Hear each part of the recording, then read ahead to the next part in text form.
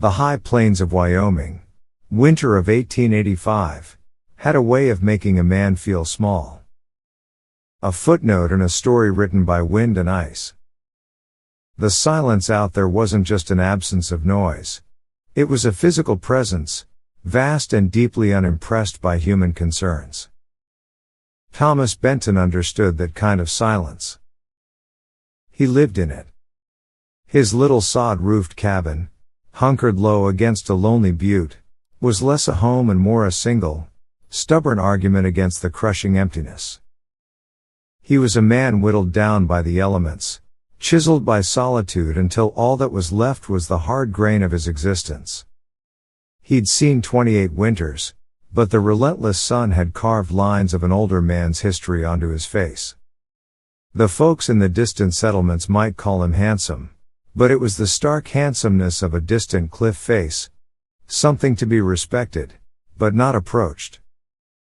He hadn't been born to this isolation. He'd chosen it, 2 years past. That was the year the sickness had claimed his Mary, and the child she carried, in the space of a single week.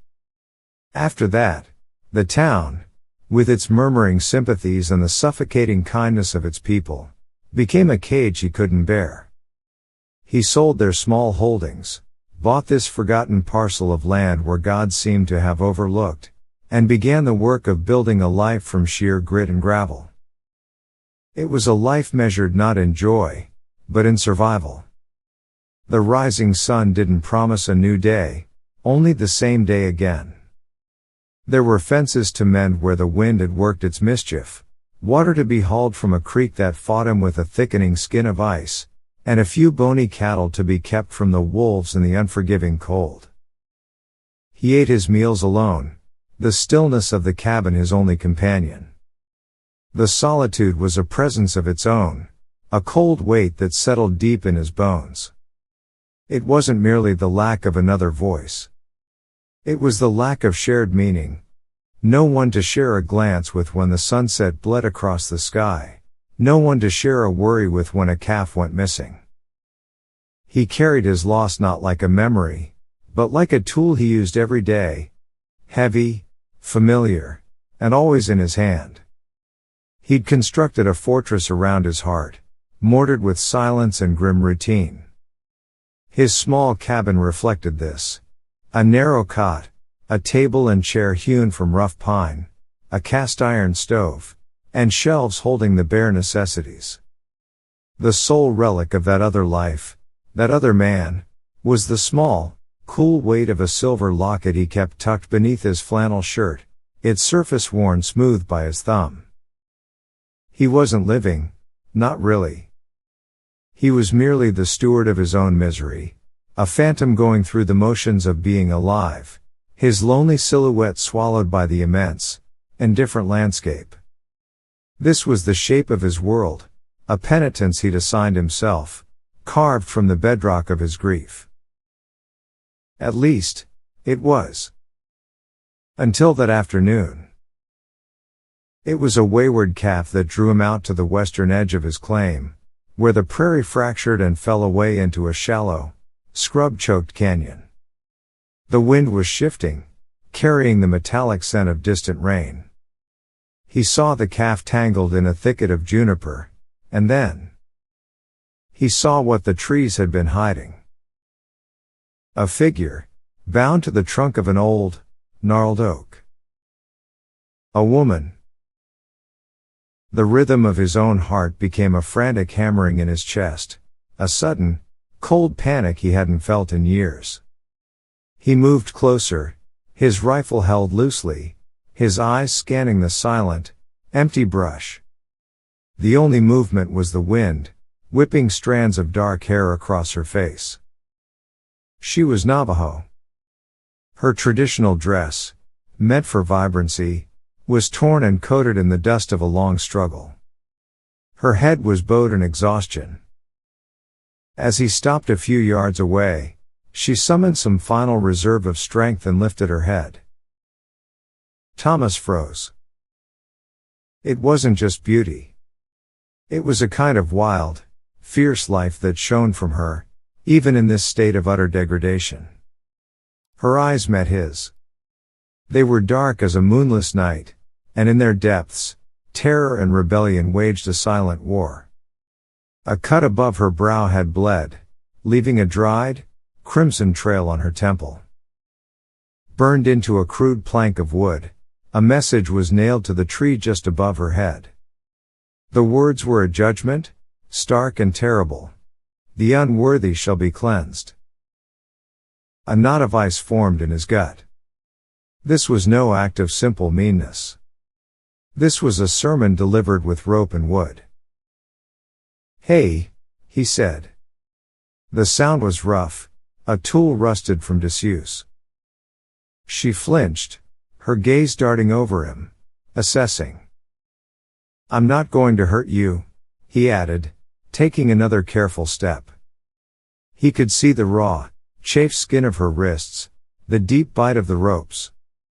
How many hours had she been here? Days? He sheathed the rifle, a deliberate gesture of peace. "I'm cutting you free," he said. He moved behind her, his hands finding the coarse, tight bindings. As his knife sawed at the fibers, the moment the ropes gave way, her strength left her. She folded, crumpling to the earth in a heap of exhaustion and pain. He knelt nearby, keeping a respectful distance. He wanted to ask if she was all right, but knew the foolishness of the question.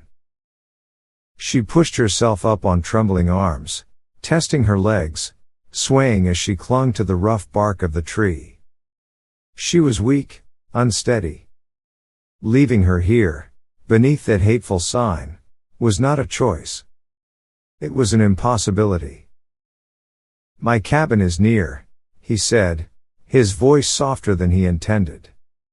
"There's shelter. Water. A fire." She looked at him then, truly looked.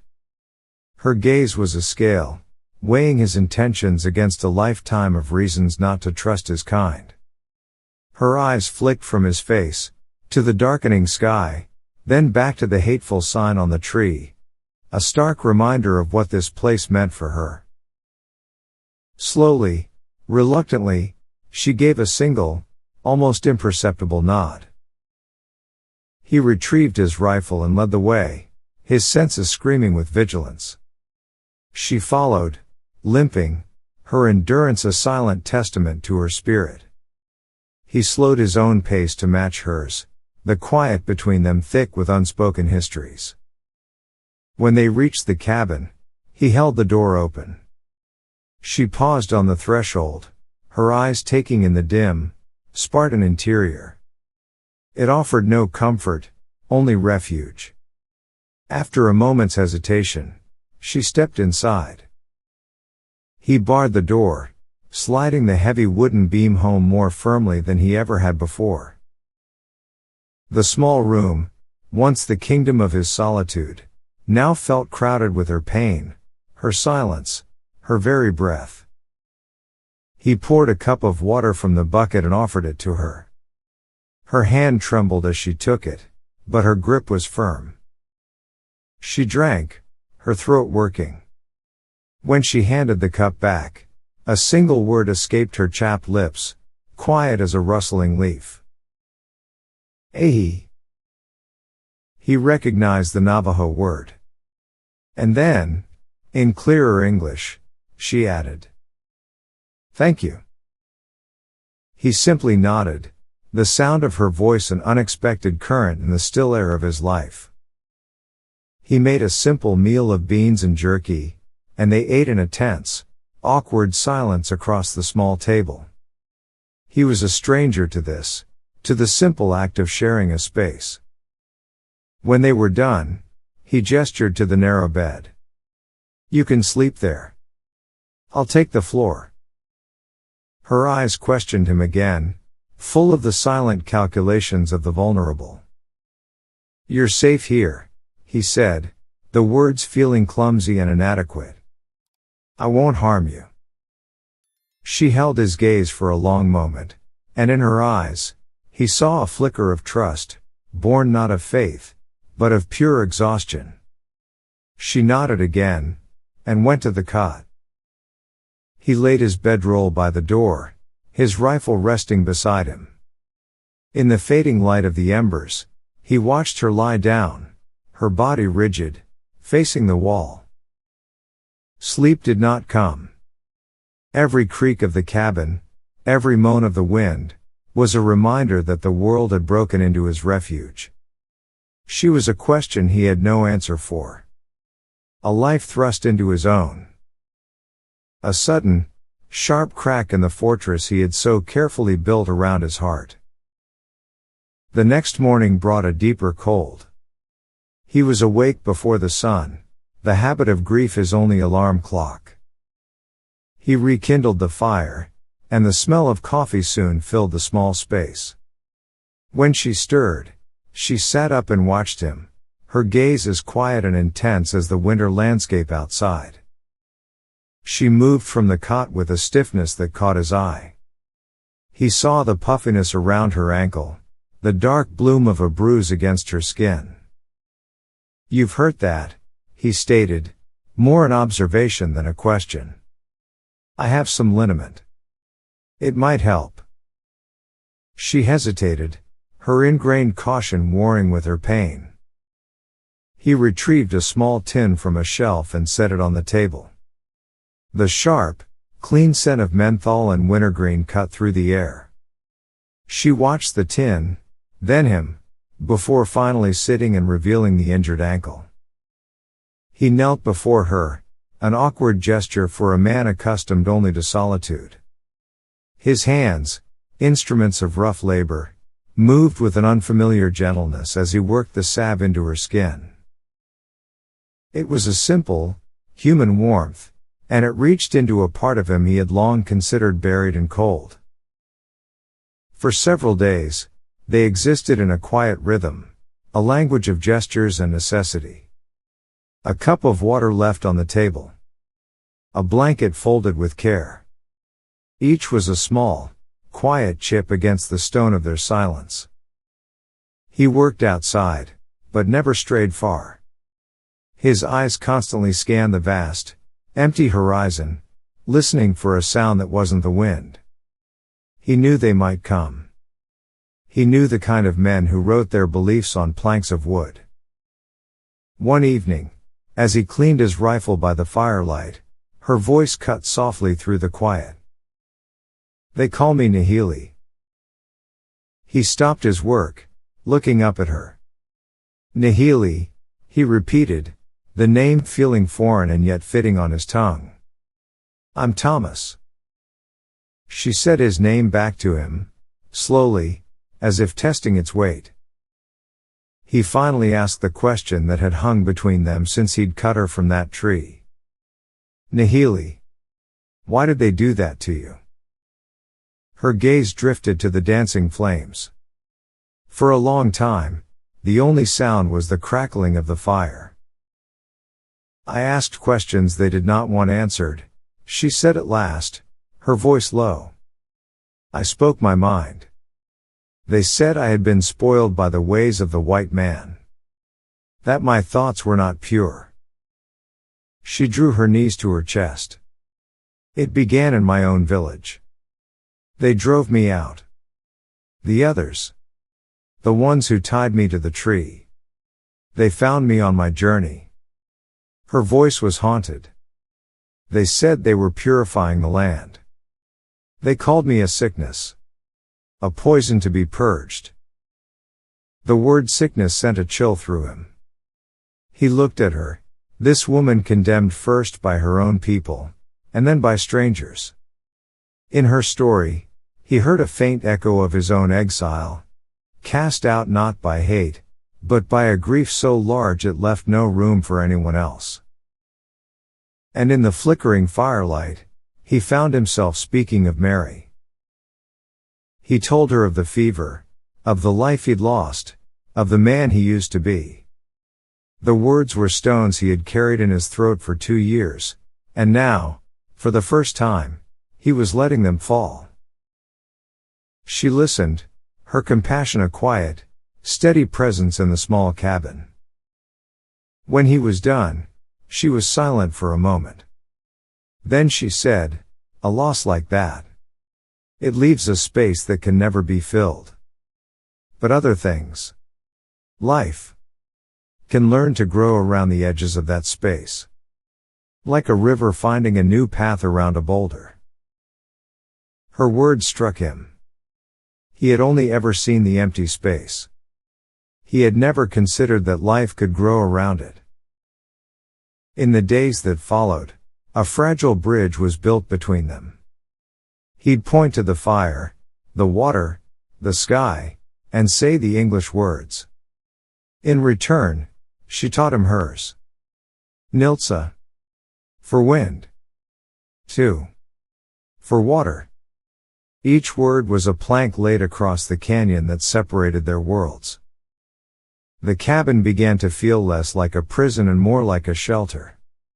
He found himself smiling, a strange and rusty motion. A feeling took root in him then, something more than duty.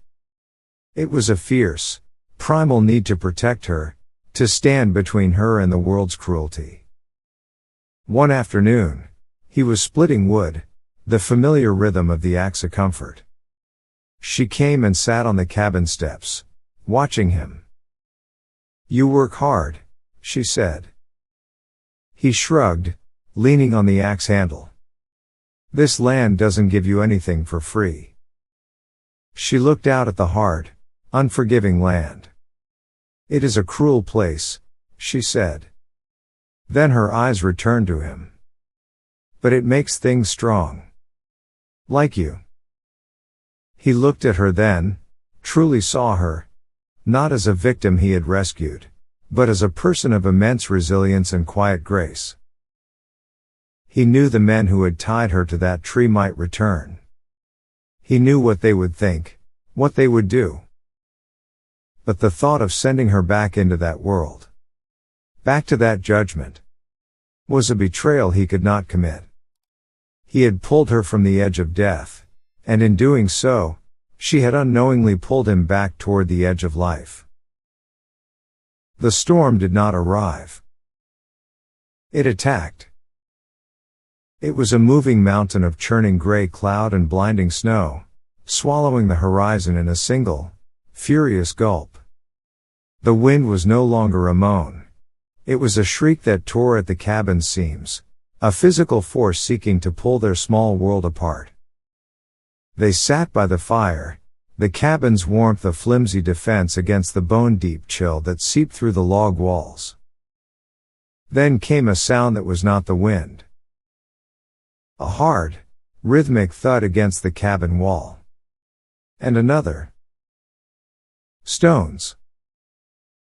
Thomas moved to the small window. Through a patch of ice he'd scraped clear, he saw them. Phantoms on horseback, wrapped in the storm's fury, their forms indistinct and menacing. They had found them. He turned from the window, his face a grim mask. "They're here." Fear flooded Nahili's eyes, raw and honest. But then, something else settled over it. A hard resolve. A voice, muffled by the gale, shouted from the swirling chaos outside. Demands. Curses. A call for the unclean woman hiding within. "You don't have to do this, Thomas," Nahili whispered, her voice trembling but firm. "Tell them you found me. Tell them I forced my way in. They might leave you." He looked at her. At her offer to sacrifice herself. He thought of the rope burns on her wrists, of the hateful words burned into wood. And in that moment, the grief that had frozen his heart for 2 years. Shattered. It was replaced by a cold, clean rage. He finally understood. This fortress of solitude he had built was never meant to keep the world out. It was meant to keep him in. And they were trying to tear it down not to free him, but to steal the only thing of value left inside. No, he said, his voice a low growl he did not recognize as his own. I won't. He moved to the door and slid the heavy bar aside. Thomas. Nahili's cry was sharp with fear. He pushed the door open into the teeth of the blizzard. The figures were closer now, 5 of them, a glint of rifle steel barely visible in the white maelstrom. Hand over the squaw, Benton. The leader bellowed. She defiles this land. This is my land, Thomas roared back, the words torn from his throat by the wind. And she stays. The leader laughed, a sound as ugly as the hatred on his tongue. He dismounted, drawing a pistol. Last chance, Benton. Step aside, or be purified with her. Go to hell, Thomas said, and raised his rifle. The world exploded in a crack of gunpowder. A white-hot poker seared his side, and he staggered back. But his own rifle answered, its roar a defiant thunder against the storm's howl. The leader cried out, clutching his arm. Chaos erupted. Gunfire splintered the doorframe as Thomas threw himself back inside, slamming the heavy door shut. Nahili was at his side in an instant, her eyes wide with terror as she saw the dark stain spreading across his shirt. You're hurt. It's nothing, he gritted, pressing a hand to the wound. He couldn't fight them like this. Not all 5. There's an opening, he gasped, pointing to the rear wall. A small one. For air. Into that?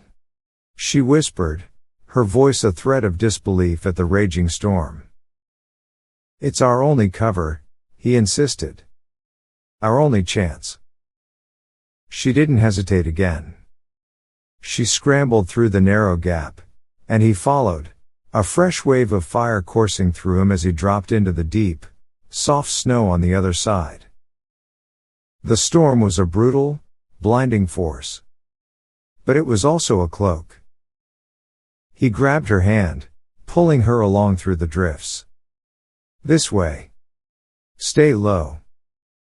He knew this land, every dip and rise. He led them towards a small copse of pines, a temporary shield from the wind and the bullets that were still pounding harmlessly at the front of the cabin. Huddled there, shivering, the pain in his side a dull, heavy pulse, he made a decision. The canyon, he said, his breath pluming in the frigid air. There's a cave. Hidden. It was a brutal trek, a desperate gamble against the storm and his own waning strength. The wind clawed at them, the snow a heavy shroud. He began to weaken, the cold seeping into his bones. He stumbled, the world tilting, his wound a vortex of fire. But she was there. Her small frame was an anchor of surprising strength, holding him steady. He, who was meant to be the protector, found himself leaning on her resilience. She seemed to navigate by instinct, her presence a steady point in the white chaos. They finally descended into the relative shelter of the canyon, the roar of the wind muted by the high rock walls. They were exhausted, frozen, their hope worn thin. Just as the last of his strength began to fray, her hand tightened on his arm. She pointed. There. Through the blinding white, he saw it. A whisper of smoke, a ghost of warmth, rising from a fissure in the rock. The cave. Inside, the world went quiet. The storm's fury became a distant, muffled roar, the anger of a beast left outside the door. The air was cold and damp, but it was refuge. With numb, fumbling fingers, Thomas coaxed a spark from his flint and steel. The small flame caught, grew, and pushed back the oppressive dark. It was more than heat. It was a defiant pulse of life against the immense cold. They huddled close to it, wrapped in the thin blankets he had managed to grab. Nahili looked at his side, where the fabric of his shirt was frozen stiff with blood. "The wound," she said, her voice leaving no room for argument. With a focus that belied the chaos they had just endured, she cleansed the gash with water warmed by the fire. Her touch was firm, yet gentle, a healer's touch. He gritted his teeth against the sting, watching her in the dancing firelight. In the quiet of the cave, with the storm a distant memory, she finally asked the question that echoed louder than the gunfire had. "Why? Why did you fight for them? For me?" He looked away, into the heart of the fire. The walls he had built around himself felt like rubble at his feet. "For 2 years," he began, the words slow and heavy, "I built a life out of being alone. I thought that's all I deserved after I lost everything. I thought the world was empty." He looked at her, the firelight dancing in her dark eyes. "You showed me it isn't." That word they pinned to the tree. Unworthy. No one has the right to make that judgment. You are not unworthy, Nahili. You are more alive than anyone I've ever known. Tears welled in her eyes, catching the light of the small fire like captured stars. She didn't speak. She simply reached out and took his hand, her grip warm and steady in the cold of the cave. In that small, hidden space, 2 outcasts, one by grief, one by hate, found a silent understanding. When morning came, it was to a world reborn in silence and blinding white. The sky, a sharp, clean blue. A world wiped clean. A new page. They knew they couldn't go back. Their only path was south, towards the slim hope of her aunt's village. They emerged from the cave, blinking in the bright, unforgiving light. The journey was grueling, a slow march through deep snow. His side ached with a dull fire, her ankle was still swollen, but they moved as one. They shared the last of their food. They shared the burden. And now, the silence between them was a shared space, a quiet conversation that needed no words. On the second day, they found a small spring, its water a dark, miraculous ribbon, unfrozen against the snow. As they rested by its edge, she looked at him. "You saved my life, Thomas," she said softly. He met her gaze, the truth of his next words landing with quiet force. "And you, Nahili," he answered. "You saved mine from the ghost I was becoming." He reached out, his rough fingers gently brushing a stray lock of hair from her cheek. And then he leaned in and kissed her. It was not a kiss of passion, but of profound recognition. A quiet promise made in the heart of the wilderness, born of shared hardship and unexpected grace. In that moment, they were not a grieving widower and a Navajo outcast. They were simply Thomas and Nahili. They were 2 survivors, scarred and imperfect. But in finding each other, they had found something the world had tried to deny them. A place to belong. The journey south was long and uncertain. But they would walk it together. One careful step, and then the next, across the wide, white prairie.